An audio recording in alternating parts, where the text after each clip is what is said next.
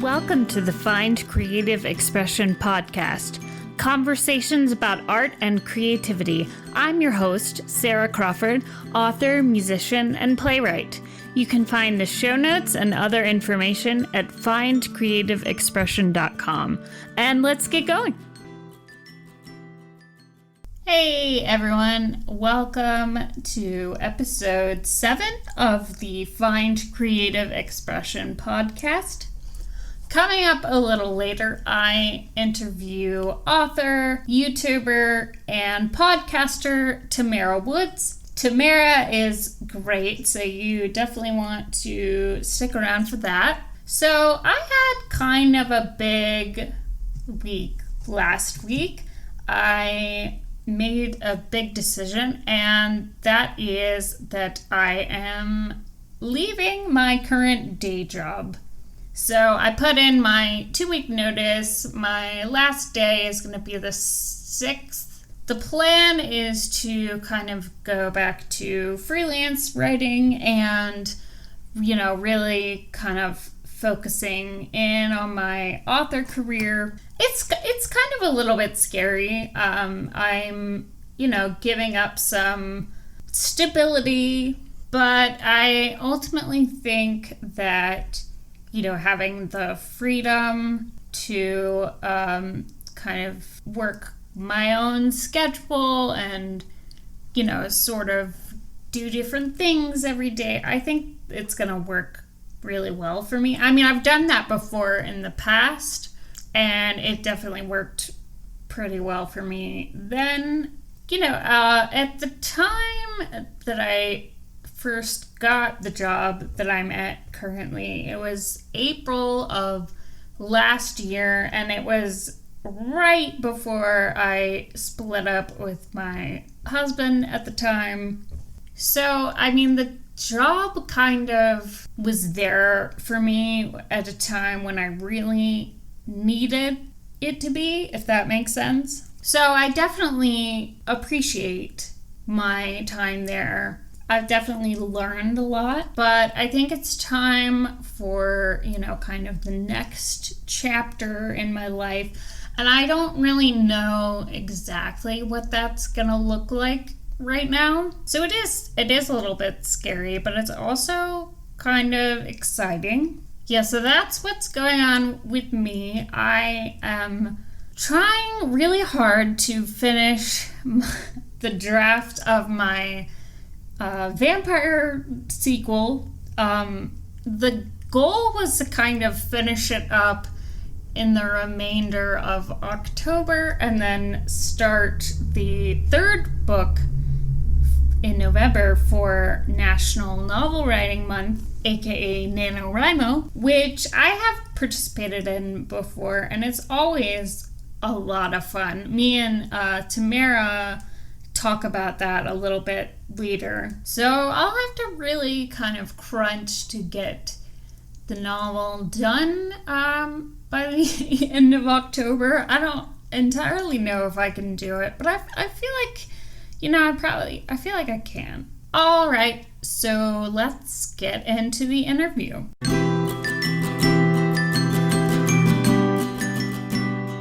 Everyone, I am here with Tamara Woods. Tamara Woods is an author, YouTuber, and podcaster. She is the author of Blood Roses and Honeysuckles, Wiped Out Book 1 in the Beach-Bound Cozy Mystery series, and more. She co-hosts a podcast called Authortube News, where they find the news so you don't have to.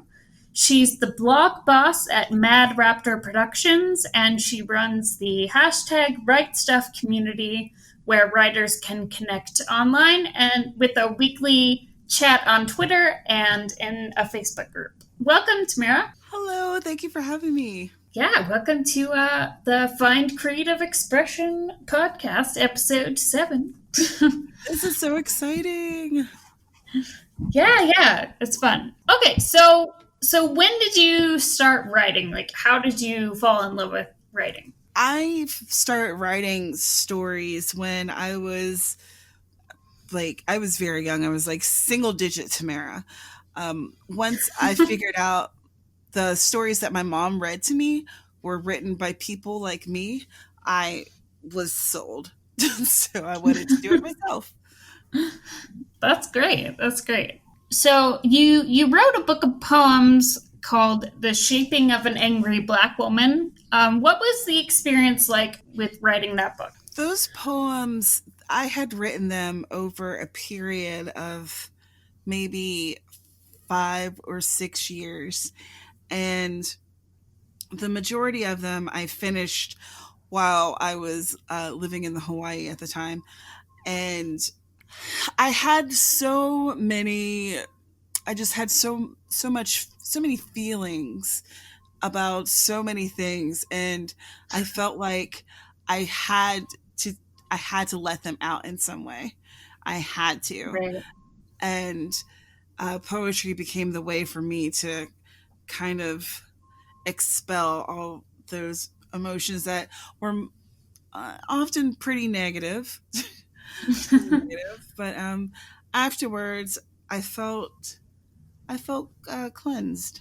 Awesome. So I love this. About the book. You've said, I wore anger like it was my favorite pair of Chucks, giving people what they wanted. A minstrel show played with black emotions rather than a shoe polished face.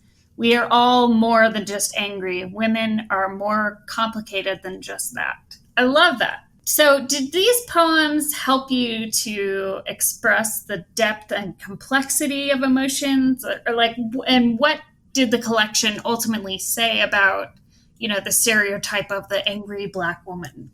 I When I was putting the poems together, I realized that there was this underlying anger that was throughout the poems, but each poem was kind of like a story unto itself. Right, So I talked about my fertility issues. I talked about abuse. I talked about drug abuse. I discussed so many different aspects of life. Some of it was mine, and some of the stories weren't, but I didn't differentiate between the two. And hmm I think because I don't know, once I had taken them in, they became mine, right, if that makes sense. And I wanted to be able to talk about life experiences and not focus entirely on race, though I did discuss race as well. And when I was reading them back, I realized that I was telling a story of it wasn't necessarily just my story. It was like all these stories that I had taken into myself of this of as a black woman in the United States, I'm often seen as automatically angry. Um, right, if I show too much emotion, I'm seen as combative. If I if I am strong, it's seen as overwhelming or too much or threatening. And I was tired of feeling like I wasn't allowed to express myself and hmm emote. Like that's something that's just such a basic human thing to be able to express yourself. right, right. Yeah, I think that's really cool that use poetry to kind of express. I mean, yeah, there's more to, people are more than just one emotion, right? I mean, so that I feel like the whole kind of stereotype of the angry black woman, I mean, or like even just, being a powerful woman in like a business situation, people can be like, oh, she's being abrasive, or, Right. she's being bitchy. Like, yeah. The, we should be able as women to stand in our power and to feel that and to own it. It's hard to be a woman. hmm Yeah, yeah. Yeah, I definitely agree with that. So in 2018, you published the novel Blood Roses and Honeysuckles.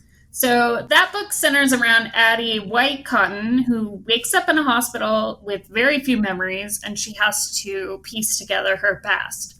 So, what was the process like with writing this book? Did you know the whole plot before you started writing, or did you kind of discover it along the way? It was absolutely a discovery process. I started that novel when I was still, if I'm not mistaken, I was still an undergraduate in college.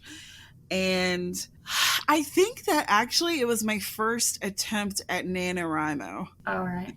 Yeah, so it was a hot mess. Initially, when I wrote it, it was like a romance, and I don't write romances. And I learned from that experience. I was like, oh, okay, romances are not my gig. But I liked the town that I created, and I liked this character Addie, and I liked her best friend Bernie, and so as time went on, the story changed and the rewrites were immense. So many rewrites, but I like the story that finally emerged from it. So yeah, it was definitely a discovery process. Yeah, I mean, well, that's kind of cool because Addie is kind of trying to piece together her story. So it's I imagine that would be kind of a cool process to be sort of piecing together the story as you're writing it. I mean that's how I write too. I'm totally a discovery writer. I wish that I could plot and plan more. I think that would make the editing process later cleaner, but Yeah. it is what it is. I am who I am. Yeah, every time I try to plot, it doesn't, like, I just end up writing something totally different anyway, so it doesn't Yeah. really work. Yeah, same. I've absolutely tried it, and then I'll either write something different or I end up not finishing that story. So I'm like, well, this is boring now. I know what's going to happen. I'm no longer invested in figuring out the story. I think for me, it's absolutely about that journey. Right. I feel like most discovery writers, it's like we start with kind of knowing the beginning and maybe the end and maybe like some key points, but then the rest of it is just figuring it out as we go. Yeah, That's how it is for me anyway. I agree. Yeah. And I think that's what makes it fun for me. Yeah, yeah, me too. So I know you said you're not writing a lot of poetry right now, but I was wondering how your process with writing poetry is different from your process with writing fiction. With poetry, I wait until there's like this impetus, like there's a knocking at the door and I have to answer it. I have to write it down. Hmm. Whereas with fiction writing, it's my job. I come Right. to the laptop to write the fiction as a job. So I guess that's the difference. Because Yeah. really, both of them, I don't plan it.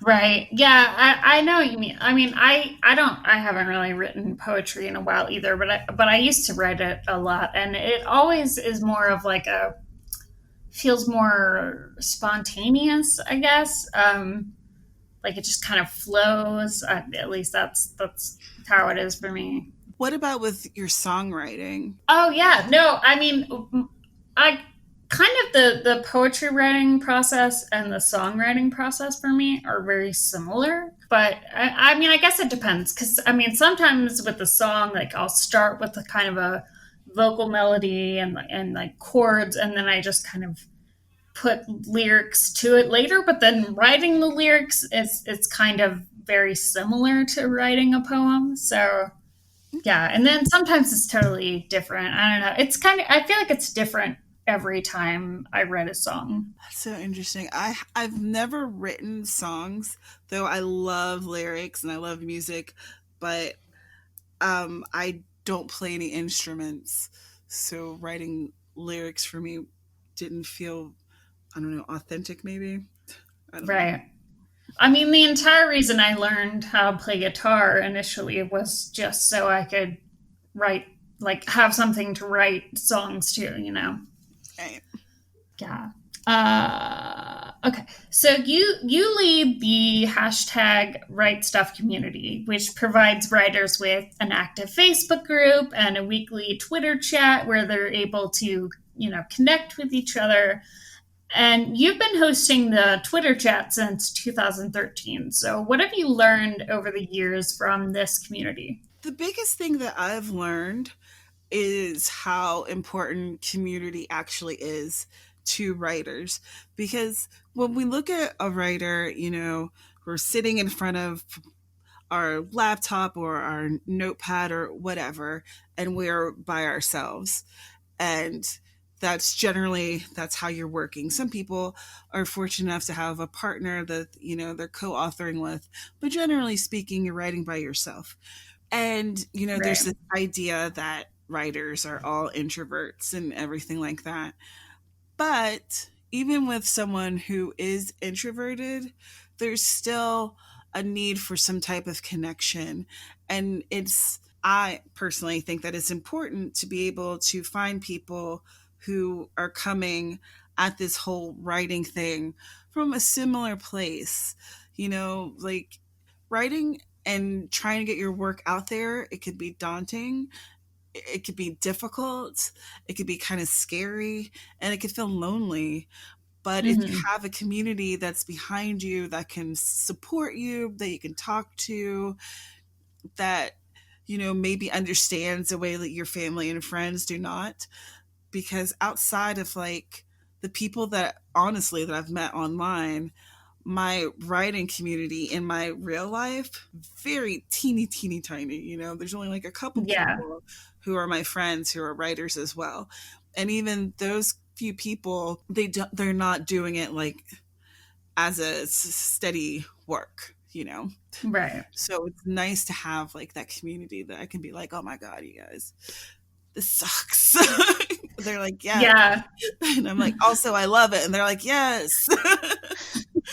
Exactly. I mean, I think that's the whole draw with NaNoWriMo. I mean, for those of you who don't know, NaNoWriMo is National Novel Writing Month, which happens every November. And so I think one of the great things about National Novel Writing Month is that everybody kind of comes together. Like, I mean, all of the writers that are participating in it, like we all kind of just, you know, commiserate with each other. And it doesn't even matter, what genre. You could be writing a totally different story than, someone like your friend and who's also participating, but like you still kind of can relate to each other and get a lot from each other.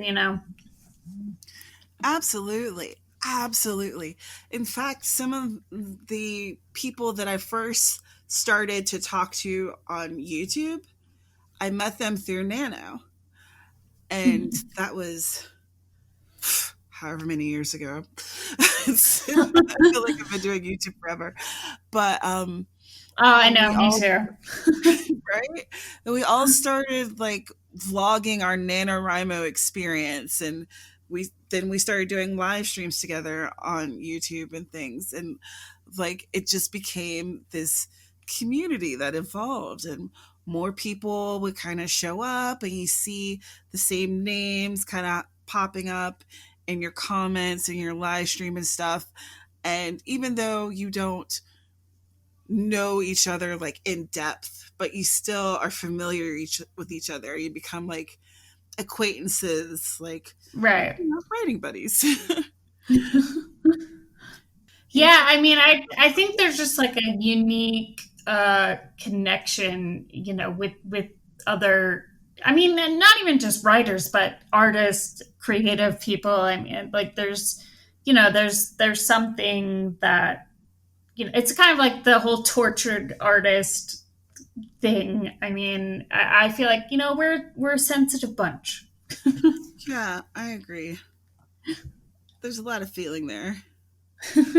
Yeah, a lot of emotions. Okay, so you were kind of getting into this, but you do have an active YouTube channel where you have videos about writing and books, and you do a lot of live streams where you're writing, with other writers. So how does this help your writing process? It helps me to keep myself on track. Because, you know, for someone, and I bet you a lot of your listeners are going to relate to this since the beverage bug has like kind of wrecked everyone's work life and a lot of people are working from home. Yeah, It could be hard to keep yourself on track. It could be hard if you don't do something that kind of changes things up or establishes a schedule for yourself. Your days will melt into each other, like yeah, your work day will just every day will look the same. But I do a live stream every Thursday at 2 p.m. Eastern. So I know, oh, okay, today's Thursday. And I have a couple of friends who, one does one on Monday, one does one on Tuesday, one does one on Friday. And now I have a schedule. Now I right, have, like, here's what I do on these days. And then we'll do special events. So, like, this Saturday, on Halloween, we're doing a masquerade ball, which oh, that's sounds fun. so weird to be on like online and it's a masquerade ball, but we're doing it because why not? It's a That's pandemic, awesome. do what you want. Yeah, So yeah, yeah, so from like what is it, 8 p.m. to 1 a.m. on my channel, we are gonna be doing like games and prizes and a costume contest for the people in the comments. So oh they'll wow, yeah, so they'll dress up, take photos, and show them off on Twitter or Instagram and tag us in it, and someone will win something. Like, I don't know, it makes it more fun, and it helps me to, like I said, to keep myself like with schedule. But it also reminds me that there's people who wants to read my work. Do you know what I Mhm. mean? Like, it's Yeah, very, it's very easy to not forget about the reader, but to not have the reader in the forefront. hmm, And it kind of keeps me, okay, I have to get this finished because there's people who actually know that I'm doing it and they're interested in actually reading the finished product. And since I'm self-published, it makes it like, the schedule is mine. So it right. helps to keep me together. Yeah, I think being an indie published author, it's very it can be important to give yourself deadlines because you don't have anybody over your shoulder being like, are you done with this yet? So Right. it's, yeah, like the accountability piece is good. I mean, I haven't done a live stream in a while, but I always get a lot written when I do this because it's like, oh well, everyone else is writing. I might as well just write. Well, that's another thing, because we'll share maybe a little bit about what we wrote, or share our word counts, or share how much we edited, or whatever.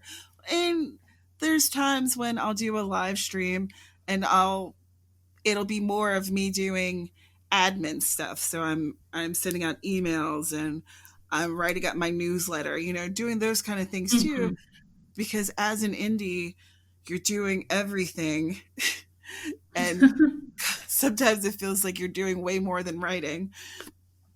So, you have to like keep yourself accountable, and there'll be people who are in the comments who are like baking bread, or I have my baby and I'm putting the baby to bed, but after the baby's in bed, then I'll be able to write a little bit, I hope, tonight, and Right. it's nice.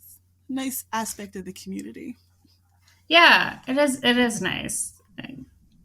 Yeah, I like that, that just being able to kind of motivate each other, and and encourage each other. I think it's good, especially right now with the pandemic and everybody's kind of isolated, I guess. So Oh my it's goodness. nice to have it. Yeah. The the live stream number, like daily live streams that were being hosted, skyrocketed. Like Hmm.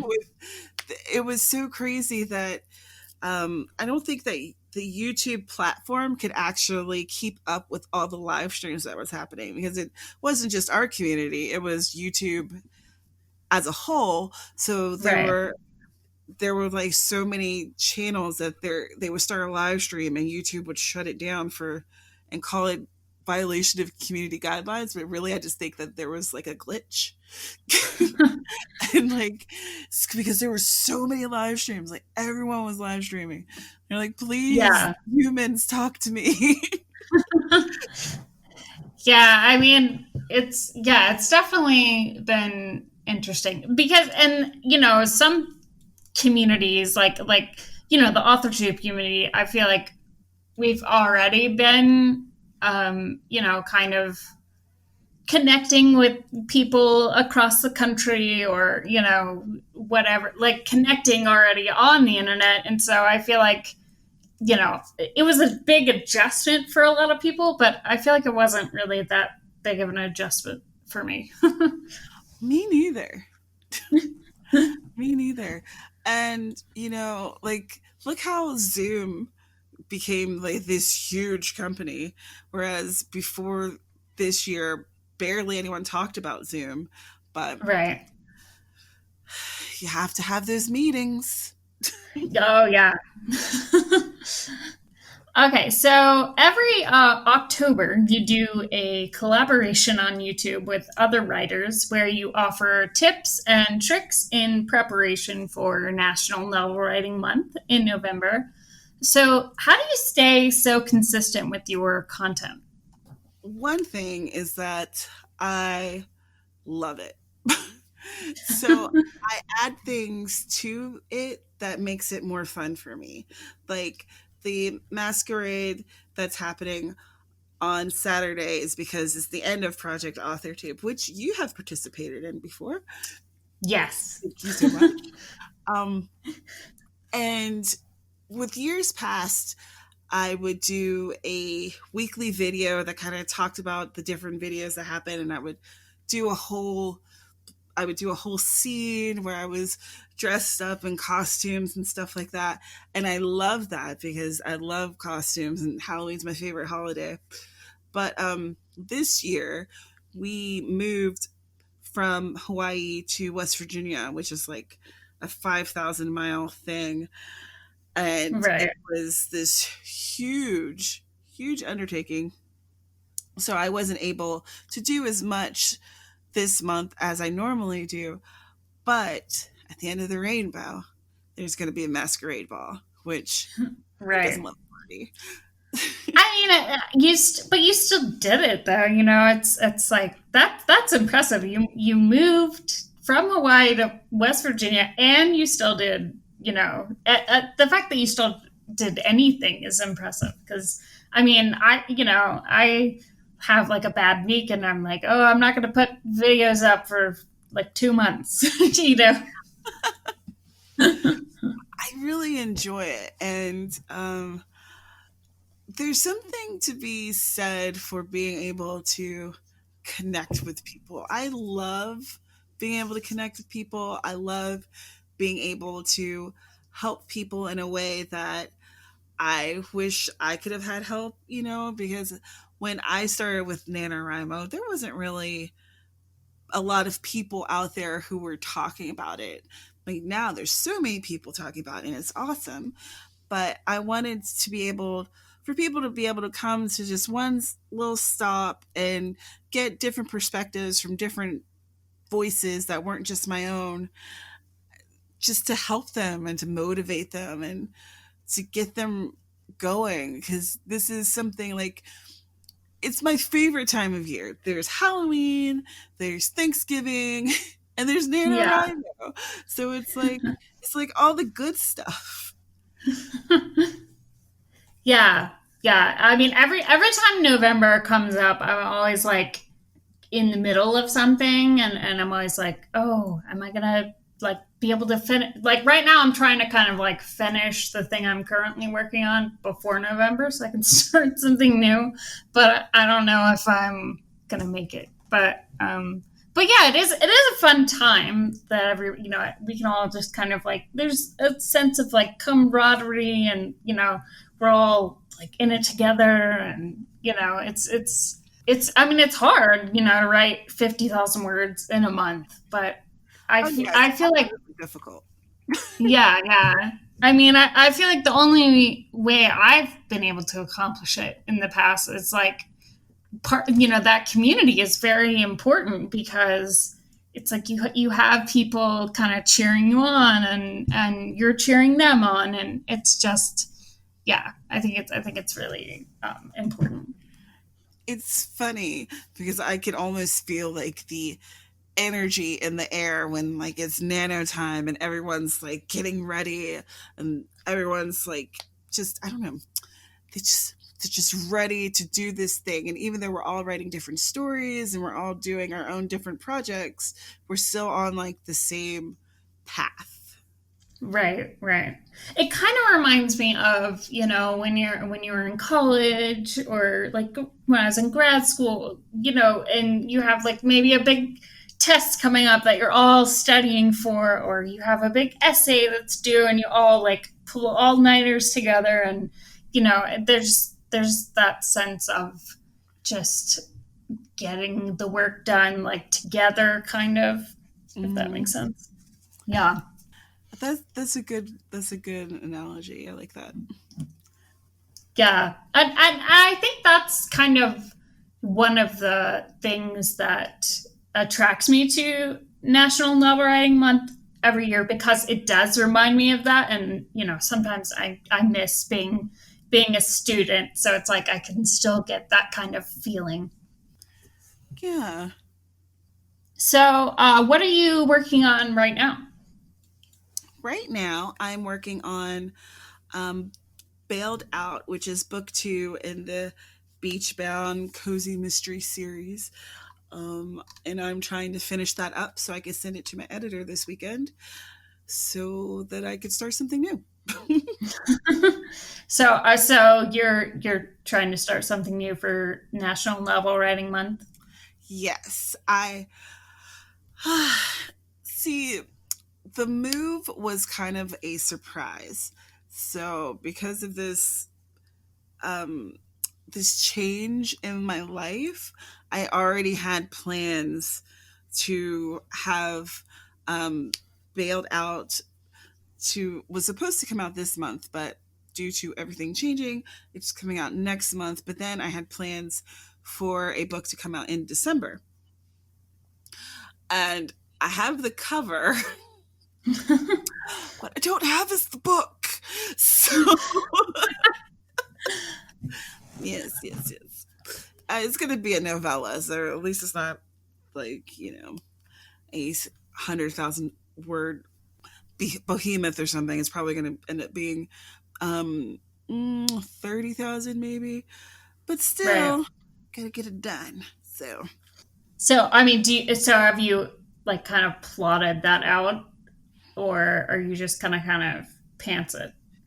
I'm pantsing it. I'm gonna see what happens.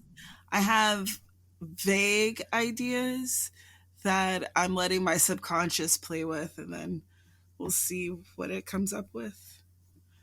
Awesome, awesome. Oh, for those of you who don't know, when I say pants it, I'm talking about being a discovery writer. We call it being a pantser, because you're flying by the seat of your pants. So Yeah. I'm pretty sure most of the people who listen to this probably know that, but just in case you don't, there you go.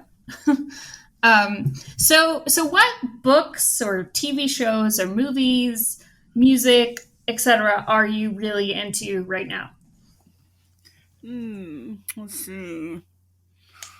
We just started watching Nosferatu Oh yeah, from that was on AMC, but season one is now on Hulu.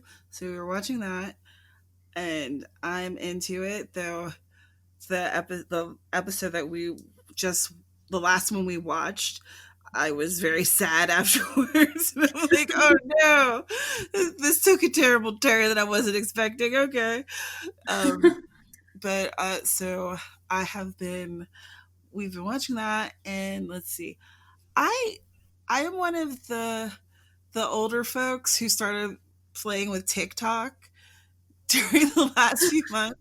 So Oh yeah, really, like the music I've been listening to has been everything that's been on TikTok. So if there's a song that you've heard the sound over and over on TikTok, I've probably went and like downloaded that and listened to it because that's pretty much where I'm at. yeah. That's funny. Yeah, I downloaded TikTok, but I haven't really gotten involved because I feel like it's probably going to be just like a time suck whenever I do, you It know. is. It absolutely is. It's so deceptive because they're only a minute long. So you say to yourself, it's only a minute. And then you look up and you're like, oh no, I've been doing this for 2 hours. Ooh, really should have been asleep by now. Yeah. So are you reading anything right now? Right now I am not in the middle of anything, but it's because I'm in the middle of finishing up with my writing. So I Oh, tend right. to not read unless I get super stuck and then I'll like read too many books. I'll have like a binge session of reading and then it'll help me to like, I don't know, clear the cobwebs or something. Then I'm able to write a bit. Yeah. Yeah, I never I mean I always try to read something different than whatever I'm writing. So like, nonfiction or maybe a different genre so that I don't like get stories mixed up in my head or like start, inadvertently like writing like someone else or. Yeah. What I'll end up reading, I'll read cozies, but it'll be cozies that are more paranormal or they just have like a very different vibe than the books that I write. Mhm. Or I'll read sometimes I'll binge read like contemporary romances or fantasy, which I don't write either of those genres, but I love a good fantasy. Mm-mm-mm. Mhm. Yeah, I think fantasy right now is really good too because everybody's trying to kind of escape from reality. Yes. Oh my gosh. Can we just like take a moment, like just like a commercial break? Can I just get a commercial break from reality for a moment? For real. Yeah, I've been obsessing over Black Mirror lately. I've been just watching all of the episodes. I watched the first season and I didn't watch any episodes after that, but that doesn't say anything about how I feel about the show. I'm just really bad at like following up. I drive my fiance crazy because we'll start a show and then I will like just flutter off to do other things. And he's like, there's 3 episodes left. We watched seasons 1 and season 2 of Marvel's Runaways, Mhm. and then we started season 3, and I ghosted on him, just disappeared into the nether. I don't know what I did. And he's like, come on. We only have like 4 episodes left. And I'm like, I gotta do other things now. Da, da, da, da. Poor guy. So I have kind of a big question that I ask everyone. Uh, why do you think art is important? Art is food for the soul. I feel like a life without art is just, it's darker, it's less rich, doesn't have Right. as much flavor. And as humans, we can use art for communication, we can use art to feel things that maybe we can't access inside of ourselves at that moment. Like there's so much beauty and pain and joy and sorrow in art, and I feel like when we let go of the arts, we let go a piece of humanity. Yeah, I think art kind of gives you a way to feel emotions in a more healthy way, if that makes sense. Yeah, absolutely. So, where can people find you and your work? You can find me on YouTube. My channel is my name, Tamara Woods. Um, And I'll link to all of this on findcreativeexpression.com. Excellent. Um, my social media of choice is Twitter, and that's at Pen Paper Pad. I'm there often. Um, I have a newsletter that you could sign up for. Um, that if you sign up for my newsletter, you will get a free copy of a novella called Midnight Murder, and it's fun. I like it, and then you'll get to see what kind of writing I do, and if you want to maybe invest in a book of mine, it's a little freebie. That's And awesome.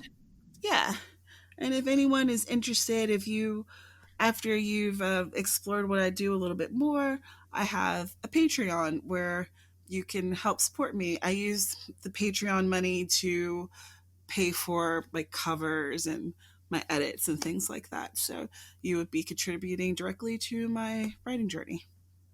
That's great. That's great. Yeah, I have a Patreon, but I haven't really done much with it. So, like, I'm still kind of learning, how Patreon works. I like it. I like that it reminds me of when I was learning about like patrons during, ancient Greece and people contributing to the arts by helping them to be able to afford, a place to stay or whatever while they were making their great art. I'm not saying that I make Right. great art, but I make good, decent art. No, I mean, I think all art is great, like to the right audience. I'll accept that. Like, yeah, I mean, there are people who like think the Backstreet Boys are just like amazing, like, I mean, not knocking the Backstreet Boys, but I'm saying like art is, it's so subjective. It's like I think every piece of art is good for somebody. I agree. Oh my gosh, that reminds me of this TikTok I was watching. Where this guy, which, oh, it wasn't Backstreet Boys. I think it was In Sync, and he did like the entire. Or wait, no, no, no. It was Backstreet Boys. It was. What is the song where they're like puppets? Oh no, I think that is in the sync where they're Is it? like, Yeah, which because one is that? that's Justin Is Timberlake. it Bye Bye Bye? Is that what it is? Well, clearly I wasn't up on it. It was a little out of my age range, but he knew the entire dance, and it was so cool to watch. So I was thinking, oh my gosh, you must have learned that back then, and you still remember it today. Yeah, Wow, yeah, that's awesome. my new addiction. Yeah, I guess I'm gonna have to go check out some TikTok. I know. I A friend of mine started sharing links to them, and because at first I just thought it was like a lot of young girls shaking their butt. Hmm. But then she was sharing all this stuff, and it was such a wide range of things, and seeing like there's so many people who are incredibly artistic and do like these amazing transitions that are absolutely mind-blowing, or sharing like the beautiful pottery that they're creating or the artwork that they're doing, and it's just like wow, it's such a microcosm of art with a lot of silliness, and it also reminds me of like Chaotic Vine and the younger days of YouTube where you never knew what you were going to get. Well, yeah, thanks so much for coming on the podcast. That was great. Thank you so much for having me and allowing me to just spout off about all kinds of silliness. That was so great to talk to you, Tamara. If you want to check out her podcast, it's called Authortube News, and it's where they find the news so you don't have to. I believe there will be a new episode of that on Saturday. I will link to her podcast on findcreativeexpression.com, so definitely check that out. Next episode, I'm going to be talking to writer and character enthusiast Michael Tillman. So you'll have to just tune in if you want to find out what that means. So thanks so much for listening, and I will see you on the next episode. Thanks for listening to the Find Creative Expression podcast. Please take a moment to leave us a review on your favorite podcasting platform. You can find me on Instagram at Sarah E. Crawford or youtube.com/Sarah Crawford.